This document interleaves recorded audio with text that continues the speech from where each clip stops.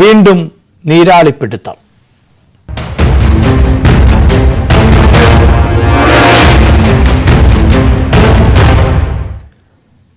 Popular front നിരോധനത്തിന് ശേഷവും സമാന്തര കൂട്ടായ്മയുമായി കേസുകളിൽ ഉൾപ്പെട്ട നേതാക്കൾ. നിരീക്ഷണ വലയം ഭേദിക്കാൻ ടെലഗ്രാം, വാട്സ്ആപ്പ് ആപ്പുകളിൽ ക്ലോസ്ഡ് ഗ്രൂപ്പുകൾ ഉള്ളതായാണ് കണ്ടെത്തൽ. ഓപ്പറേഷൻ ഒക്ടോപ്പസിന്റെ തുടർച്ചയായി സംസ്ഥാന വ്യാപകമായി പുരോഗമിക്കുന്ന പരിശോധനയിൽ NIA സംഘത്തിനൊപ്പം കേന്ദ്ര IBയും രംഗത്തുണ്ട്. വിഴിഞ്ഞം, കോവളം പോലീസ് സ്റ്റേഷനുകളിൽ PFI നേതാക്കൾ പ്രതികളായ കേസുകൾ വിശദമായി പരിശോധിക്കുകയാണ്. NIA ആസ്ഥാനത്ത് ഡയറക്ടർ ദിൻകർ ഗുപ്തയാണ് അന്വേഷണം ഏകോപിപ്പിക്കുന്നത്. News 18 big breaking. ഓപ്പറേഷൻ ഒക്ടോപ്പസിന്റെ ആദ്യഘട്ടത്തിൽ നിന്ന് വ്യത്യസ്തമായി സംസ്ഥാന പോലീസിന്റെ സഹായത്തോടെയാണ് കേന്ദ്ര അന്വേഷണ ഏജൻസിയുടെ പരിശോധന പുരോഗമിക്കുന്നത്. PFIയുടെയും അനുബന്ധ സംഘടനകളുടെയും നിരോധനത്തിന് ശേഷവും വാട്സാപ്പ്, ടെലഗ്രാം ആപ്പുകളിൽ ക്ലോസ് ഗ്രൂപ്പുകൾ വഴി സമാന്തര കൂട്ടായ്മകൾ നടക്കുന്നതായി രഹസ്യാന്വേഷണ വിഭാഗം നൽകിയ വിവരത്തിന്റെ പശ്ചാത്തലത്തിലാണ് സംസ്ഥാനത്ത് 4 ജില്ലകൾ കേന്ദ്രീകരിച്ച് വ്യാപക പരിശോധന നടക്കുന്നത്. കഴിഞ്ഞ 27-ാം തീയതി വിഴിഞ്ഞം പോലീസ് സ്റ്റേഷൻ അടിച്ചു തകർത്ത സംഭവത്തിൽ PFIയുടെ ക്രിമിനൽ പശ്ചാത്തലമുള്ള പ്രവർത്തകർക്ക് പങ്കുള്ളതായി സൂചന ലഭിച്ചതിനെ തുടർന്ന് അടിയന്തരമായി തിരുവനന്തപുരത്തെത്താൻ NIA ഡൽഹി ആസ്ഥാനത്ത് നിന്ന് ലഭിച്ച നിർദ്ദേശത്തെ തുടർന്നാണ് പ്രത്യേക അന്വേഷണ സംഘം ഇന്നലെ ഉച്ചയോടെ വിഴിഞ്ഞത്തെത്തിയത്. നിരീക്ഷണത്തിലുള്ള ക്രിമിനൽ പശ്ചാത്തലമുള്ള വ്യക്തികളുടെ വിശദാംശങ്ങൾ സ്റ്റേഷൻ ഹൌസ് ഓഫീസറിൽ നിന്ന് ശേഖരിച്ചു. PFIയുടെ 2ാം നിര നേതാക്കളുടെ കോൾ ഡേറ്റ റെക്കോർഡുകൾ അടക്കം വിശദമായി പരിശോധിക്കുകയാണ്. നിരോധിച്ചതുകൊണ്ട് മാത്രം ഭീകര സംഘടനകളുടെ പ്രവർത്തനം നിർജ്ജീവമാകില്ലെന്നും നിരന്തര നിരീക്ഷണം അനിവാര്യമാണെന്നും മുൻ DGP TP സെൻകുമാർ പ്രതികരിച്ചു. നിരോധനം മാത്രമല്ല, പ്രത്യേകിച്ച് കേരളത്തില് കാര്യങ്ങൾ നടത്താറില്ല. കാരണം അതിന് പുറകെ കൂടുതൽ അന്വേഷണം നടത്താനും അത് മറ്റു ഫോമുകളിൽ മറ്റു പല രൂപങ്ങളിൽ പ്രത്യക്ഷപ്പെടാമെങ്കിൽ അത് കണ്ടെത്തി നടപടിയെടുക്കാനുള്ള നടപടികൾ സ്റ്റേറ്റ് പോലീസിന്റെ ഭാഗത്തുനിന്നും സെൻട്രൽ ഏജൻസീസിന്റെ ഭാഗത്തുനിന്നും കൂടുതലുണ്ടാകണം. അതേസമയം പുകമറ സൃഷ്ടിക്കാതെ അന്വേഷണത്തിലെ കണ്ടെത്തലുകൾ വെളിപ്പെടുത്താൻ കേന്ദ്ര ഏജൻസികൾ തയ്യാറാകണമെന്നായിരുന്നു SDPI സംസ്ഥാന അധ്യക്ഷൻ അഷറഫ് മൗലവിയുടെ പ്രതികരണം. ഇത് നമ്മൾ ഈ കാര്യത്തിൽ കൃത്യമായി ഒരു നിലപാട് പറഞ്ഞിരുന്നു. അത്തരം ഒരു നിരോധിക്കപ്പെട്ട സംഘടന പിന്നീട് പ്രവർത്തിക്കുന്നുവെങ്കിൽ ആ പ്രവർത്തനം നിയമവിരുദ്ധമാണ്. ഉത്തരവാദിത്തപ്പെട്ട ഏജൻസികൾ കൃത്യമായി അന്വേഷിക്കട്ടെ. ഇത് ഏതെങ്കിലും അടുക്കളയിൽ പ്രവർത്തിക്കുന്ന ഒരു പാർട്ടിയല്ലല്ലോ, വളരെ പരസ്യമായി പ്രവർത്തിക്കുന്ന പൊളിറ്റിക്കൽ പാർട്ടിയല്ലേ. ഇത് ചില സാഹചര്യങ്ങൾക്കനുസരിച്ച് ബാലിശമായ ആരോപണങ്ങൾ ഉന്നയിച്ച് ഒരു പ്രസ്ഥാനത്തിന്റെ സുതാര്യമായ പ്രവർത്തനത്തിന്റെ സംശയത്തിന്റെ നിഴലാക്കുക എന്ന ഗൂഢോദ്ദേശമാണ്. മലപ്പുറം, എറണാകുളം, ആലപ്പുഴ, തിരുവനന്തപുരം തുടങ്ങിയ ജില്ലകളിലാണ് 4 ദിവസമായി പരിശോധന തുടരുന്നത്.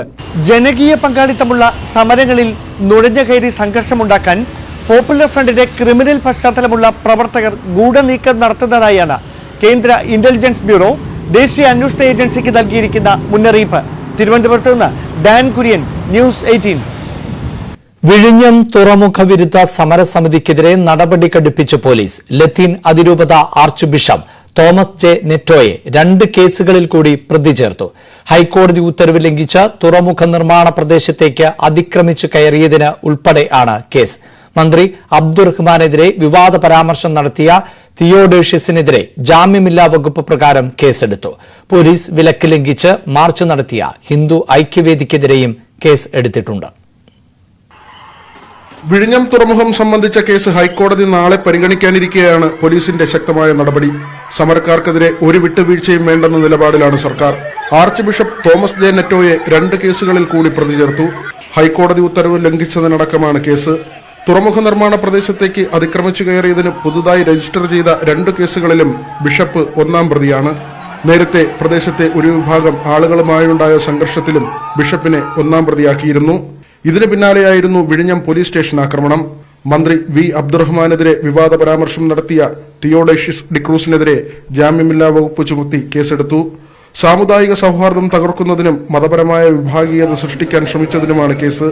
ഇതുവരെ സ്വീകരിച്ച നടപടികൾ എന്തെന്ന് അറിയിക്കണമെന്ന് ഹൈക്കോടതി പോലീസിനോട് നേരത്തെ നിർദ്ദേശിച്ചിരുന്നു. നാളെ വിശദമായ റിപ്പോർട്ട് പോലീസ് കോടതിയിൽ സമർപ്പിക്കും. തുറമുഖത്തിന്റെ സുരക്ഷയ്ക്ക് കേന്ദ്രസേനയെ ആവശ്യപ്പെടുന്ന കാര്യം ഇതുവരെ സംസ്ഥാന സർക്കാർ പരിഗണിച്ചിട്ടില്ല. V Vinod, news 18, Thiruvananthapuram.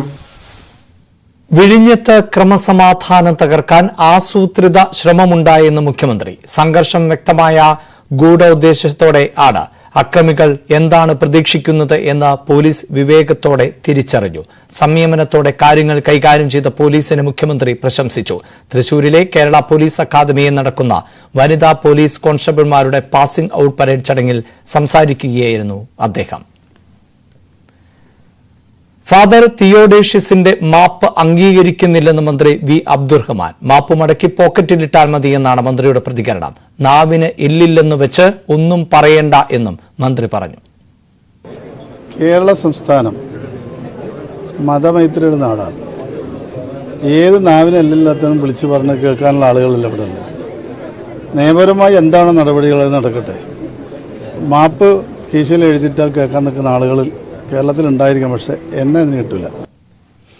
വിഴിഞ്ഞം പദ്ധതിയിൽ നിന്ന് പിന്നോട്ടില്ലെന്ന് മന്ത്രി അഹമ്മദ് ദേവർകോവിൽ. സർക്കാർ പരമാവധി സംയമനം പാലിക്കുകയാണ്. വർഗീയ സംഘർഷമുണ്ടാക്കാൻ അനുവദിക്കില്ല. കുറ്റം ചെയ്തവർക്കെതിരെ കടുത്ത നടപടി സ്വീകരിക്കുമെന്നും മന്ത്രി പറഞ്ഞു. ജനങ്ങൾക്ക് പ്രയാസമില്ലാത്ത രീതിയിൽ പ്രശ്നങ്ങൾ പരിഹരിച്ച് മുന്നോട്ട് പോകണം എന്ന നിലപാടാണ് ഗവൺമെന്റ് സ്വീകരിച്ചിട്ടുള്ളത്. അതുകൊണ്ട് തന്നെയാണ് പ്രകോപനങ്ങൾ ഒരുപാട് സൃഷ്ടിക്കപ്പെട്ടിട്ടും തികഞ്ഞ പക്വതയോടുകൂടി പോലീസ് പെരുമാറിയത്. അളമുട്ടിയാൽ ചേരയും കടിക്കും എന്ന് പറഞ്ഞതുപോലെ പോലീസ് സ്റ്റേഷൻ ആക്രമിക്കുന്ന സ്ഥിതിവിശേഷം വന്നപ്പോൾ മാത്രമാണ് പോലീസ് അല്പം പ്രതികരിക്കുന്ന സ്ഥിതി ഉണ്ടായിട്ടുള്ളത്. കോടതിയുടെ മുമ്പാകെ ഉള്ള ഒരു വിഷയം എന്ന നിലക്ക് അക്കാര്യത്തിൽ കോടതി വിധികൾ മാനിച്ചുകൊണ്ട് മാത്രമേ നമുക്ക് മുന്നോട്ട് പോകാൻ സാധിക്കുകയുള്ളൂ. തൊട്ടടുത്ത ദിവസം തന്നെ കോടതി വളരെ വിപുലമായ രീതിയിൽ തന്നെ എല്ലാ കാര്യങ്ങളും സ്പർശിക്കുന്ന ഒരു വിധി പറയും എന്ന് പ്രതീക്ഷിക്കുന്നുണ്ട്. അതനുസരിച്ച് കാര്യങ്ങൾ മുന്നോട്ട് നീക്കാമെന്നാണ് ഉദ്ദേശിക്കുന്നത്. കുറ്റം ചെയ്യുന്നവരാരായാലും അവർ ശിക്ഷിക്കപ്പെടേണ്ടതുണ്ട്. നമ്മുടെ കേരളം എന്ന് പറയുന്നത് ജാതിമത ചിന്തകൾക്ക് അതീതമായി മതേതരത്വത്തിന് ഏറ്റവും പ്രാമുഖ്യമുള്ളൊരു സംസ്ഥാനമാണ്.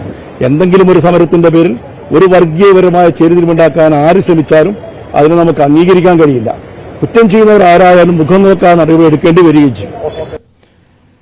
വിഴിഞ്ഞം പദ്ധതി കലാപ നീക്കത്തിലൂടെ തടയാനുള്ള ശ്രമത്തിന് വഴങ്ങില്ലെന്ന് സിപിഐഎം സംസ്ഥാന secretary MV Govindan. Police station ആക്രമിക്കുന്നതും സ്റ്റേഷൻ കത്തിക്കുമെന്ന് പ്രഖ്യാപിക്കുന്നതുമൊക്കെ കേട്ടുകേൾവിയില്ലാത്ത സംഭവങ്ങളാണ്. പോലീസ് അതീവ സംയമനം പാലിച്ചതുകൊണ്ട് മാത്രമാണ് സ്ഥിതി കൈവിട്ടു പോകാതിരുന്നത്. ആക്രമണം കെട്ടഴിച്ചുവിട്ട് ജനങ്ങൾക്കിടയിലെ സൌഹൃദം ഇല്ലാതാക്കാനുള്ള ശ്രമത്തെ തടയണം. കേരളം വികസനത്തിലേക്ക് കുതിക്കുന്നത് തടയാൻ സ്ഥാപിത ലക്ഷ്യത്തോടെ ജനങ്ങളെ ഇടയ്ക്ക് വിടുന്നത് പതിവ് രീതിയാണ്. വികസന വിരോധികളുടെ അക്രമസമരത്തെ ഭയന്ന് ഒളിച്ചോടാൻ LDF സർക്കാർ തയ്യാറല്ലെന്നും ദേശാഭിമാനിയിൽ എഴുതിയ ലേഖനത്തിൽ MV ഗോവിന്ദൻ പറഞ്ഞു. മത്സ്യത്തൊഴിലാളികളെ CPIM രാജ്യദ്രോഹികളായി മുദ്രകുത്തുന്നുവെന്ന് K മുരളീധരൻ MP. വിഴിഞ്ഞം വിഷയത്തിൽ CPIM മലക്കം അറിയിക്കുകയാണ്. വിഴിഞ്ഞം തുറമുഖം നേരിട്ട് കാണാത്ത ആളാണ് വകുപ്പ് മന്ത്രി. ഇനി സീറ്റ് കിട്ടില്ല എന്ന് അറിയാവുന്നതുകൊണ്ടാണ് V ശിവൻകുട്ടി രൂപതയെ വിമർശിക്കുന്നത്. അക്രമത്തിന്റെ കാരണം സർക്കാരിന്റെ പിടിപ്പുകേടാണ് എന്നും മുരളീധരൻ കുറ്റപ്പെടുത്തി. മന്ത്രി V അബ്ദുറഹ്മാനെ തീവ്രവാദി എന്ന് വിളിച്ചത് തെറ്റാണ്. പക്ഷേ ആദ്യം രാജ്യദ്രോഹി എന്ന പദം ഉപയോഗിച്ചത് മന്ത്രിയാണ്. ആദ്യം നടപടി ഉണ്ടാകേണ്ടതും മന്ത്രിക്ക് എതിരെയാണ് എന്നും K മുരളീധരൻ പറഞ്ഞു. സംസ്ഥാനത്ത് മന്ത്രിമാരുടെ പേഴ്സണൽ സ്റ്റാഫുകളെ നിയമിക്കുന്നതിൽ പരിധി നിശ്ചയിക്കണമെന്ന് ഹൈക്കോടതി. മുഖ്യമന്ത്രി, ചീഫ് വിപ്പ്, പ്രതിപക്ഷ നേതാവ് എന്നിവർക്കെല്ലാം ഈ പരിധി ബാധകമാക്കണം. ഒരു കണക്കുമില്ലാതെ ആളുകളെ പേഴ്സണൽ സ്റ്റാഫായി നിയമിക്കുന്നത് ഉചിതമല്ല എന്നും ഹൈക്കോടതി നിരീക്ഷിച്ചു. പേഴ്സണൽ സ്റ്റാഫ് നിയമനത്തിന് മാനദണ്ഡം കൊണ്ടുവരണമെന്ന ഹർജി കോടതി തള്ളി. പേഴ്സണൽ സ്റ്റാഫ് നിയമനം സംസ്ഥാന സർക്കാരിന്റെ നയപരമായ തീരുമാനമാണെന്ന് വ്യക്തമാക്കിയാണ് ഹർജി തള്ളിയത്. നിയമനത്തിന് പക്ഷേ നിയന്ത്രണം വേണമെന്ന് ഹൈക്കോടതി വ്യക്തമാക്കി. മന്ത്രിമാരുടെ പേഴ്സണൽ സ്റ്റാഫിന്റെ പെൻഷൻ തുടരാം. എണ്ണത്തിൽ പരിധി നിശ്ചയിക്കണമെന്നും കോടതി വ്യക്തമാക്കി. പേഴ്സണൽ സ്റ്റാഫ് നിയമന രീതി മാറ്റണമെന്ന ആവശ്യവും നിയമനത്തിന് പൊതുവിജ്ഞാപനം പുറപ്പെടുവിക്കണമെന്ന ആവശ്യവും തള്ളി. പേഴ്സണൽ സ്റ്റാഫിനുള്ള പെൻഷൻ റദ്ദാക്കണമെന്നും ഭരണഘടനാ വിരുദ്ധമായി പ്രഖ്യാപിക്കണമെന്നുമായിരുന്നു ഹർജിയിലെ ആവശ്യങ്ങൾ.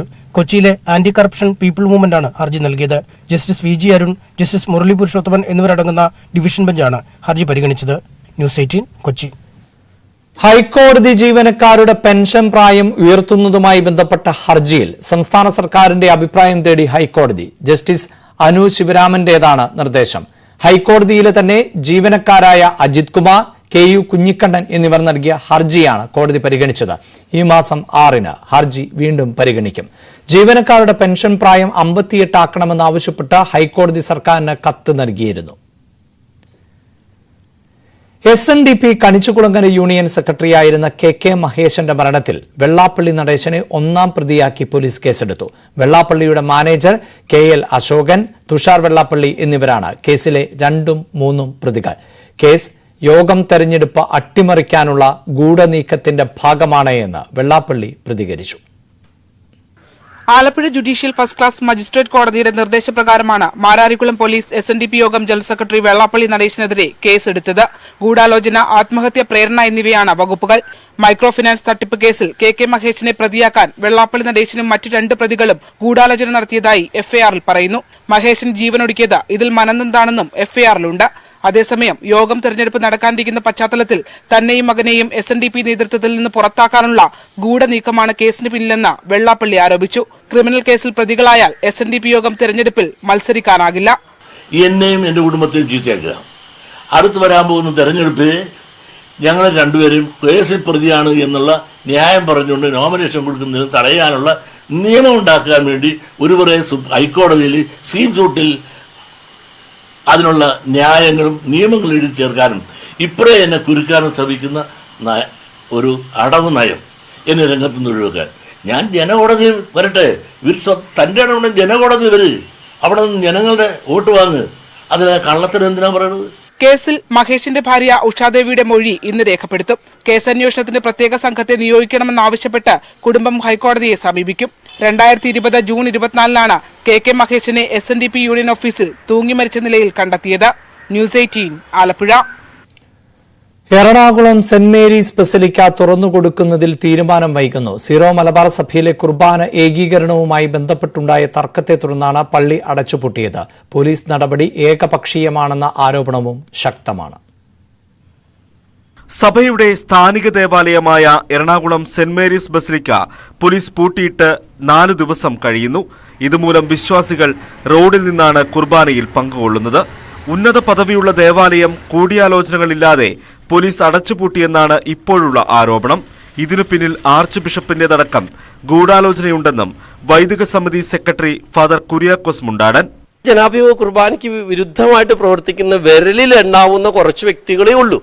അപ്പോൾ അവര് ആണ് ഈ പോലീസിനോട് പറയുന്നത് അവിടെ എന്തെങ്കിലും ഇനി ജനാഭിമുഖ കുർബാന ചൊല്ലിയ പ്രശ്നം ഉണ്ടാക്കുമെന്ന്. അത് തികച്ചും ഒരു ജനാധിപത്യ സംവിധാനത്തിൽ ഒരു ഏതാനും പേര് പറയുന്നത് കേട്ടിട്ട് ഈ ഗേറ്റ് അടച്ചിട്ടിരിക്കുന്നത് അത് പോലീസിന്റെ ഭാഗത്ത് നിന്നും അത് എനിക്ക് തോന്നുന്നില്ല നമുക്ക് ഒരു തരത്തിലും ന്യായീകരിക്കാൻ പറ്റിയ ഒരു കാര്യമാണ്. എന്നാൽ സംഘർഷം ഒഴിവാക്കാൻ വേണ്ടിയായിരുന്നു പോലീസ് നടപടിയെന്നും പള്ളിയുടെ ഉടമസ്ഥത വഹിക്കുന്ന അതിരൂപത ആർച്ച് ബിഷപ്പിന് പള്ളി കൈമാറണമെന്നുമാണ് ഇടവകാംഗങ്ങൾ പറയുന്നത്. ബസലിക്ക കത്തീഡ്രൽ ബസലിക്കയ്ക്ക് 3 പദവികളാണുള്ളത്. സീറോ മലബാർ സഭയുടെ ആഗോള സീറോ മലബാർ സഭയുടെ ആസ്ഥാന ദേവാലയം, എറണാകുളം അങ്കമാലി രൂപതയുടെ ആസ്ഥാന ദേവാലയം കത്തീഡ്രൽ. അപ്പോൾ ആ ഒരു പദവി വെച്ചിട്ട് പിന്നെ ഇടവക, ഈ 3 സ്ഥാനങ്ങളിൽ ഏറ്റവും ഹൈറാർക്കിക്കലായിട്ട് നിൽക്കുന്നത് സഭയുടെ ആസ്ഥാന ദേവാലയം എന്നുള്ളതാണ്. സഭയുടെ മേജർ ആർച്ച് ബിഷപ്പിന്റെ ദേവാലയമാണ്. അദ്ദേഹം തന്നെയാണ് മെത്രാപ്പോലീത്ത. അപ്പോൾ മെത്രാപ്പോലീത്തയുടെ പള്ളി മെത്രാപ്പോലീത്തയ്ക്ക് വിട്ടുകൊടുക്കുക. ജില്ലാ കലക്ടറുടെ നേതൃത്വത്തിലായിരിക്കും പള്ളി തുറക്കുന്ന കാര്യത്തിൽ അന്തിമ തീരുമാനമെടുക്കുക. ക്രിസ്തുമസ് ഉൾപ്പെടെയുള്ള വിശുദ്ധവാരം അടുത്തു വരുന്നതിന് മുമ്പ് തന്നെ പള്ളിക്കകത്തെയും പുറത്തെയും സംഘർഷം ഇല്ലാതാക്കാനുള്ള ശ്രമത്തിലാണ് പോലീസ്. മലബാർ സിനഡ് ഇക്കാര്യത്തിൽ അടിയന്തര ഇടപെടൽ നടത്തുമെന്ന പ്രതീക്ഷയിലാണ് പോലീസും. ന്യൂസ് 18 കൊച്ചി. കാത്തിരിപ്പിനൊടുവിൽ ഇടുക്കി സത്രം എയർ സ്ട്രിപ്പിൽ വിമാനമിറങ്ങി. 2 പേർക്ക് സഞ്ചരിക്കാവുന്ന വൈറസ് SW-80 എന്ന വിമാനമാണ് ലാൻഡ് ചെയ്തത്. നേരത്തെ 2 തവണ ഇവിടെ വിമാനം ഇറക്കാൻ ശ്രമിച്ചിരുന്നു എങ്കിലും പരാജയപ്പെട്ടിരുന്നു.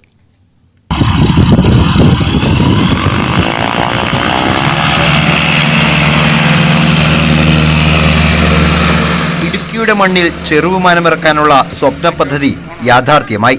ഇന്ന് രാവിലെയോടെയാണ് വണ്ടിപ്പെരിയാർ സത്രം എയർ സ്ട്രിപ്പിൽ വിമാനമിറങ്ങിയത്. 2 പേർക്ക് സഞ്ചരിക്കാവുന്ന വൈറസ് SW-80 വിമാനമാണ് ആദ്യമായി ലാൻഡ് ചെയ്തത്. കൊച്ചിയിൽ നിന്നുമാണ് വിമാനം എത്തിയത്.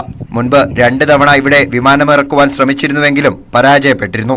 റൺവേയുടെ അറ്റത്തുള്ള മൺതിട്ടയായിരുന്നു തടസ്സം. ഒടുവിൽ മൺതിട്ട നീക്കിയാണ് വിമാനം വിജയകരമായി നിലത്തിറക്കിയത്. NCC കേഡറ്റുകൾക്ക് പരിശീലനത്തിനായാണ് വണ്ടിപ്പെരിയാർ സത്രത്തിൽ എയർ സ്ട്രിപ്പ് നിർമ്മിച്ചത്. കാലക്രമേണ മെഡിക്കൽ എമർജൻസിയും ടൂറിസവും പോലുള്ള കാര്യങ്ങൾക്കായി എയർ സ്ട്രിപ്പ് വികസിപ്പിച്ചെടുക്കാനും ഉദ്ദേശമുണ്ട്. ഇതിനു മുൻപ് 2-3 ശ്രമങ്ങൾ നടത്തിയെങ്കിലും അന്ന് പ്രതികൂല കാലാവസ്ഥയുടെ പ്രശ്നം കൊണ്ട് മടങ്ങിപ്പോകേണ്ടി വന്നു. അതിനുശേഷം പൈലറ്റ്സും ബന്ധപ്പെട്ട ഉദ്യോഗസ്ഥന്മാരും നൽകിയ നിർദ്ദേശങ്ങൾ നമ്മുടെ PWD എക്സിക്യൂട്ടീവ് എഞ്ചിനീയറുടെ നേതൃത്വത്തിൽ അതെല്ലാം പൂർത്തിയാക്കി. ഇനിയും ചെറിയ ജോലികൾ കൂടി പൂർത്തിയാവാനുണ്ട്. അതെല്ലാം താമസം വിന പൂർത്തിയാക്കാനാണ് ശ്രമിച്ചുകൊണ്ടിരിക്കുന്നത്. NCCക്കായി പൊതുമരാമത്ത് വകുപ്പ് നിർമ്മിക്കുന്ന രാജ്യത്തെ ആദ്യ എയർ സ്ട്രിപ്പാണിത്.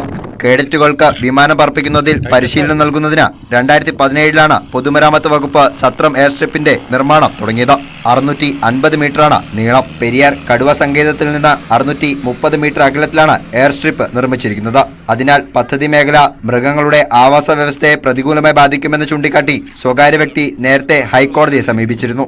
പദ്ധതിക്കായി സംസ്ഥാന സർക്കാർ അനുമതി തേടിയിട്ടില്ല എന്നായിരുന്നു വിഷയത്തിൽ കേന്ദ്ര വനപരിസ്ഥിതി മന്ത്രാലയം കോടതിയെ നൽകിയ മറുപടി. കേസ് നിലനിൽക്കുന്നുണ്ടെങ്കിലും ജോലികൾ തുടരുന്നത് കോടതി തടഞ്ഞിരുന്നില്ല. ന്യൂസ് 18 ഇടുക്കി. ഛത്തീസ്ഗഡിലുണ്ടായ മാവോയിസ്റ്റ് ആക്രമണത്തിൽ വീരമൃത്യു വരിച്ച CRPF ജവാൻ മുഹമ്മദ് ഹക്കീമിന് നാടിന്റെ അന്ത്യാഞ്ജലി. പൂർണ്ണ ഔദ്യോഗിക ബഹുമതികളോടെ പാലക്കാട് ഉമ്മിനി ജമാ മസ്ജിദ് ഖബറിസ്ഥാനിലാണ് സംസ്കാര ചടങ്ങുകൾ നടന്നത്. ഉമ്മിനി ഹൈസ്കൂളിൽ നടന്ന പൊതുദർശനത്തിൽ 100 കണക്കിന് ആളുകളാണ് അന്തിമോപചാരം അർപ്പിക്കാനെത്തിയത്.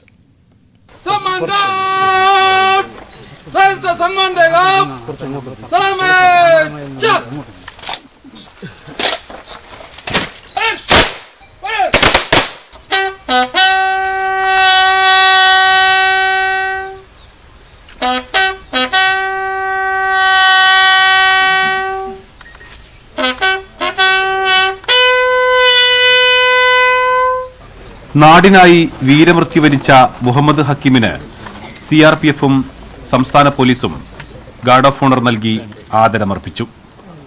ഉമ്മിനി ജുമാ മസ്ജിദ് ഖബർസ്ഥാനിലായിരുന്നു സംസ്കാരം.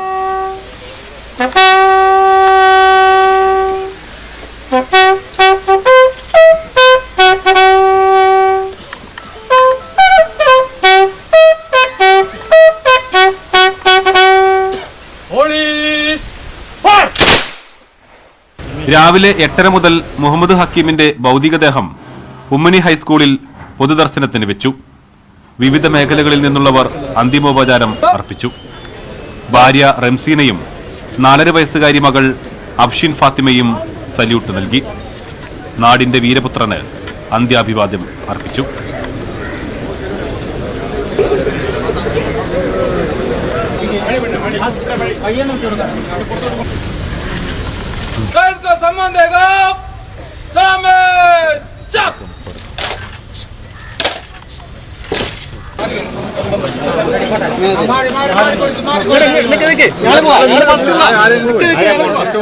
ചൊവ്വാഴ്ചയാണ് മാവോയിസ്റ്റ് ആക്രമണത്തിൽ മുഹമ്മദ് ഹക്കീം വീരമൃത്യു വരിച്ചത്. ന്യൂസ് 18 പാലക്കാട്.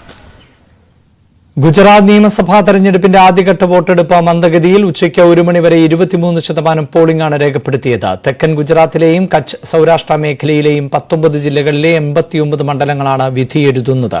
788 സ്ഥാനാർത്ഥികളാണ് മത്സരരംഗത്തുള്ളത്. 2017 ഈ മേഖലകളിൽ BJP 49 സീറ്റിനും കോൺഗ്രസ് 40 സീറ്റിനും വിജയിച്ചിരുന്നു. AAPയുടെ മുഖ്യമന്ത്രി സ്ഥാനാർത്ഥി ഇശുദാൻ ഗഡ്വി, ആഭ്യന്തരമന്ത്രി ഹർഷ് സ്വാങ്ങി, മുൻമന്ത്രി പുരുഷോത്തം സോളങ്കി, കൻവർജി ബവാലിയ, കാന്തിലാൽ അമൃതിയ, ക്രിക്കറ്റ് താരം രവീന്ദ്ര ജഡേജയുടെ ഭാര്യ റിവാബ എന്നിവരാണ് ഇന്ന് ജനവിധി തേടുന്ന പ്രമുഖർ. ഡിസംബർ 5-നാണ് രണ്ടാം ഘട്ടം. ഹിമാചൽ പ്രദേശിനൊപ്പം ഈ മാസം 8-ന് വോട്ടെണ്ണും. സുനന്ദ പുഷ്കർ കേസിൽ ശശി തരൂരിന് ക്ലീൻ ചിറ്റ് നൽകിയതിന് എതിരെ ഡൽഹി പോലീസ്. തരൂരിനെ കുറ്റവിമുക്തനാക്കിയതിന് എതിരെ ഡൽഹി ഹൈക്കോടതിയിൽ പോലീസ് ഹർജി നൽകി. തരൂരിന് നോട്ടീസ് അയക്കാൻ കോടതി നിർദ്ദേശിച്ചു. ഫെബ്രുവരി 7-ന് കേസ് കോടതി വീണ്ടും പരിഗണിക്കും. 2021 ഓഗസ്റ്റിലാണ് പട്യാല ഹൌസ് കോടതി ശശി തരൂരിനെ കുറ്റവിമുക്തനാക്കിയത്. ശശി തരൂരിന്റെ ഭാര്യയായിരുന്ന സുനന്ദയെ 2014-ലാണ് മരിച്ച നിലയിൽ കണ്ടെത്തിയത്.